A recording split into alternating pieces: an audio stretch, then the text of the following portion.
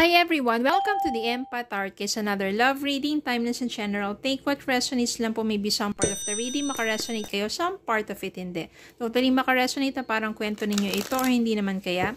Tignan natin ngayon ang energy ng person ninyo.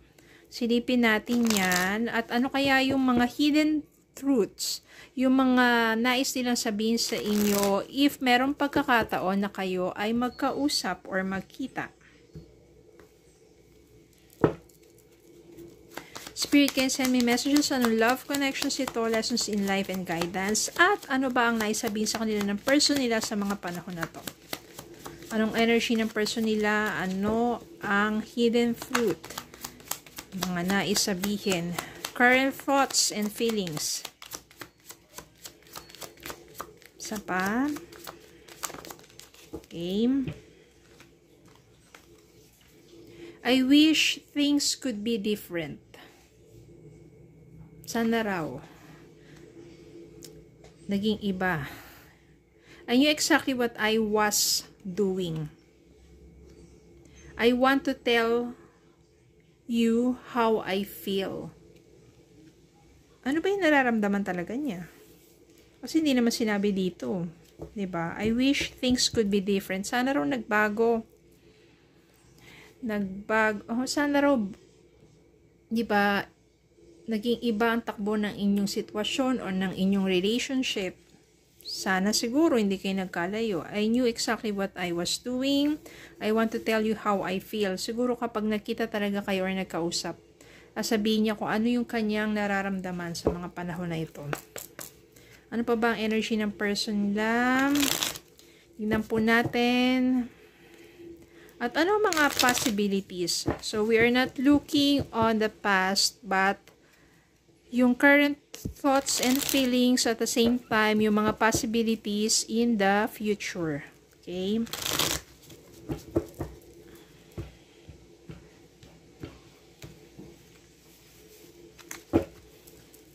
Spirit guys, send me messages. Ano pa bang current thoughts and feelings ng person nila and mga possible na mangyayari in the near future.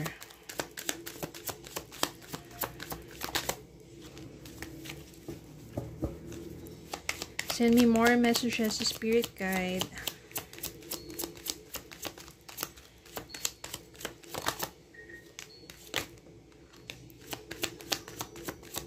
And, okay, I think enough na to. Tingnan natin. 5 of Pentacles, poverty. So, ibig sabihin, maaring sa panahon na to, yung person mo, naghihirap yan. Financial. Nakakaranas siya ng paghihirap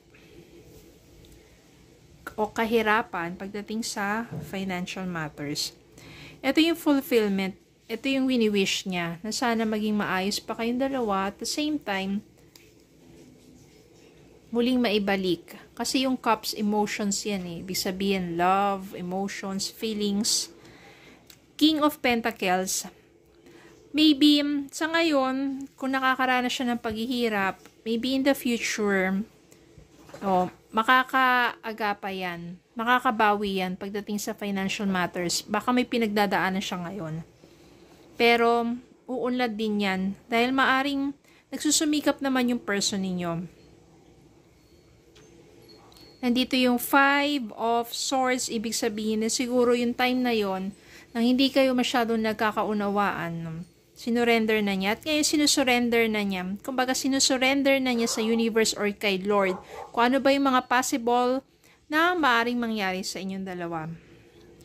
Andito nga kasi yung 8 of Cups. Yung paglayo. Masyado pa rin siya nasasaktan sa inyong pagkakalayo.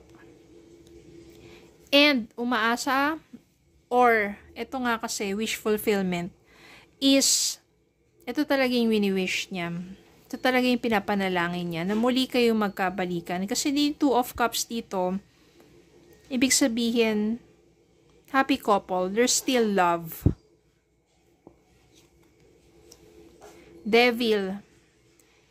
Etong devil na to, siguro sa ngayon, sa part ng life niya, is masyadong toxic at siguro medyo nadidepress siya. May mga ano siya. Kasi nakakaranas siya ngayon ng paghihirap. Kaya medyo, sabihin natin medyo toxic ang kanyang, or hindi toxic, may problema yan, pati na rin sa health, diba? At saka medyo nalulungkot, nadidepress. Kaya naging ganito, nandito lumabas yung the devil, yung energy na yan. Pero hopeful pa rin siya na one day, muli kayo magkaayos. Hopeful din siya, and eventually kapag nalagpasan niya itong challenge sa buhay niya na to pagdating sa financial matters, ay makabawi ito at uunlad din naman ng person mo. Magiging wish fulfillment para sa kanya kung muli kayo talaga magkakabalikan. Sinusurrender na lang niya talaga sa universe ang para sa inyong dalawa. Ano bang message para sa inyo?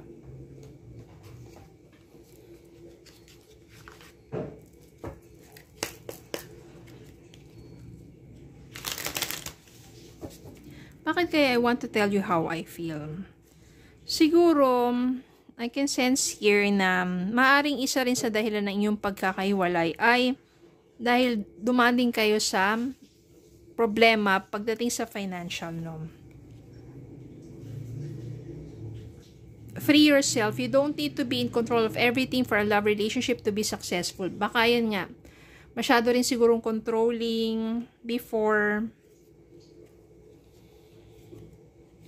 Twin flame. This person is your mirror soul. This is why this connection feels so sacred to you.